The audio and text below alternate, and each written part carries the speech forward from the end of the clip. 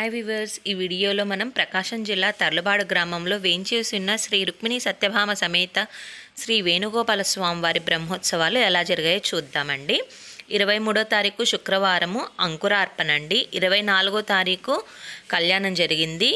అదే రోజున శనివారం రోజు హంసవాహనంపై స్వామివారు మనకు దర్శనమిచ్చారు. ఆదివారం రోజున సింహవాహనము, 26 సోమవారంన శేషవాహనము, 27వ తారీఖు మంగళవారంన హనుమంతు వాహనము, 28న గరుడ వాహనము, 29న గురువారము గజవాహనము, 1వ తారీఖు శుక్రవారం రథోత్సవం జరిగిందండి. 23/2/2024 శుక్రవారం అంకురార్పణ చేశారండి. విశ్వక్సేన పూజ, పునఃవాచనం, రక్షాబంధనము, ఋత్విక్వర్ణ అంకురార్పణ, భేరీ పూజ, ధ్వజారోహణ దేవస్థానంలో జరిగాయి. సాయంత్రం 6 గంటలకి ఎదుర్కోల రాయబారం జరిగిందండి స్వామివారికి. 24/2/2024 శనివారం రోజు స్వామివారికి కళ్యాణం జరిగిందండి. మాఘ నక్షత్ర మిగుల కాలమందు ప్రారంభించారు.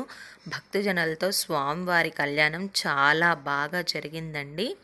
కన్నుల పండగ ఉంది శ్రీ వేణుగోపాల స్వామి రుక్మిణి సమేతంగా. ఆ రోజు సాయంత్రమే శనివారం రోజు స్వామివారికి ఊరేగింపండి. హంసవాహనంపై మన వేణుగోపాల స్వామివారి గారు విహరించారండి. 25/2/2024 ఆదివారము స్వామివారు సింహవాహనంపై మనకి దర్శనమిచ్చారండి. 26/2/24 సోమవారం రోజున స్వామివారు మనకి శేషవాహనంపై దర్శనమిచ్చారండి. 27/2/2024 మంగళవారం రోజున స్వామివారు హనుమంతు వాహనం పైన ఊరేగించారండి. 28/2/24 బుధవారం నాడు గరుడ వాహనం పైన స్వామివారి నగరోత్సవం జరిగిందండి.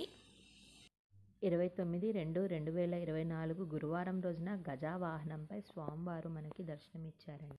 ఆ రోజు స్వామివారికి చందన అలంకారంతో బాగా అలంకరణ చేశారండి. 1/3/2024 రోజున శుక్రవారం రోజున స్వామివారి రథోత్సవం జరిగిందండి. కన్నుల పండుగగా జరిగింది.